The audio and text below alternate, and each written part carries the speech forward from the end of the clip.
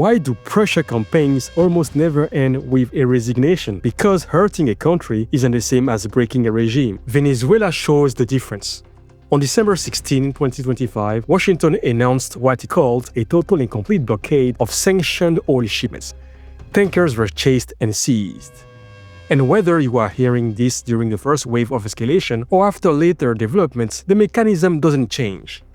Pressure doesn't work because it hurts. It works only if it fractures the system holding the power. But we've seen this movie before. April 30, 2019, opposition leader Juan Guaidó tries to spark a military uprising, but it fails. Then Mike Pompeo, US Secretary of State at the time, goes on television with a specific claim. He says Maduro had a plane on the tarmac in Caracas ready to fly to Havana, ready to leave.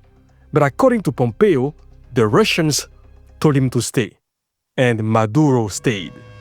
Pressure is loud, resignation is rare, and removals are messy. Here's the argument. Pressure campaigns rarely end with a leader calmly stepping down. When pressure doesn't produce a clean exit, escalation becomes more likely.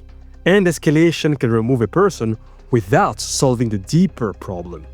Who controls force, money, and the chain of command? The real question isn't just is the leader gone?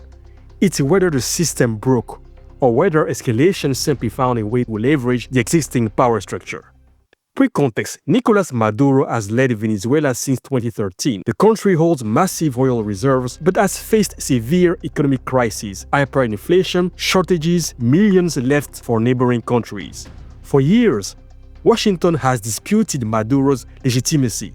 In 2019, the US backed Juan Guaidó as interim president. Sanctions targeted the state oil company and senior officials. The stated goal, pressure for political transition. It didn't work. Maduro remained in power, supported by what you could call a protection ring.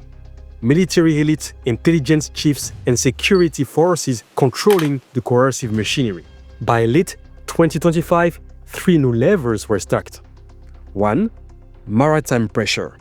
Call it a blockade, call it enforcement, either way, it targeted oil shipping, Venezuela's main export cash flow. 2. Aviation pressure.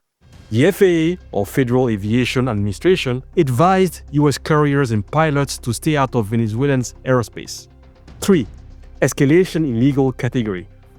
On November 24, 2025, what US prosecutors called the Cartel de los Soles was designated a foreign terrorist organization that widened Washington's legal and financial toolbox. And there's a baseline.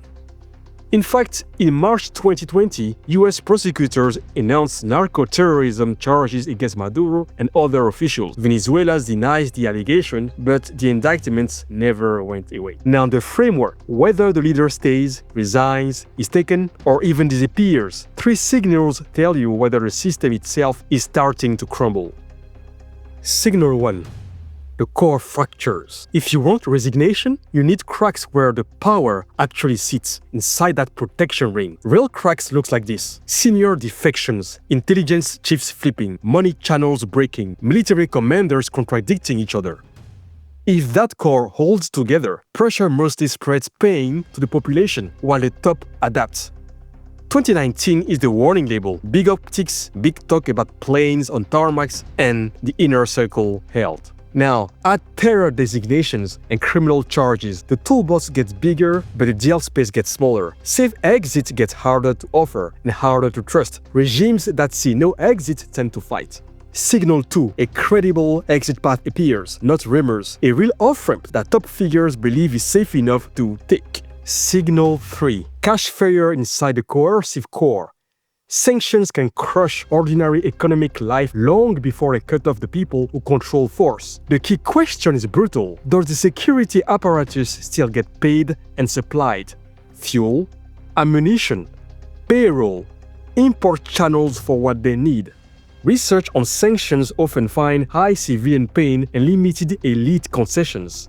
Unless pressure is paired with credible relief, otherwise the inner circle finds ways to survive. So, why does pressure drift into direct action? Because after a certain point, it becomes a stress test. Squeeze the cash flow, raise personal, legal risk, and see if the protection ring cracks. If nothing breaks, the campaign can turn into a commitment trap. Backing off reads like failure, so the tools get harder, whether or not they get more effective. Haiti in 1994 is a reminder. Sanctions alone didn't move the military junta.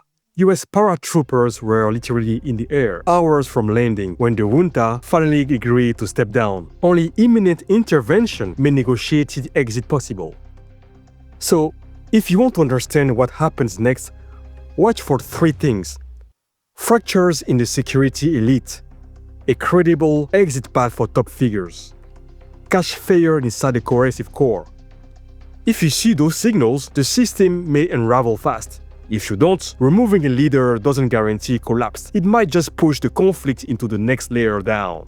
Again, the real question isn't whether pressure can hurt. It can.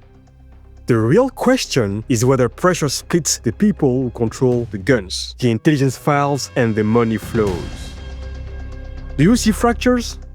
High-level defections, maybe? Do you see a hidden deal? Or do you see the start of a long, grinding resistance? Thank you for listening.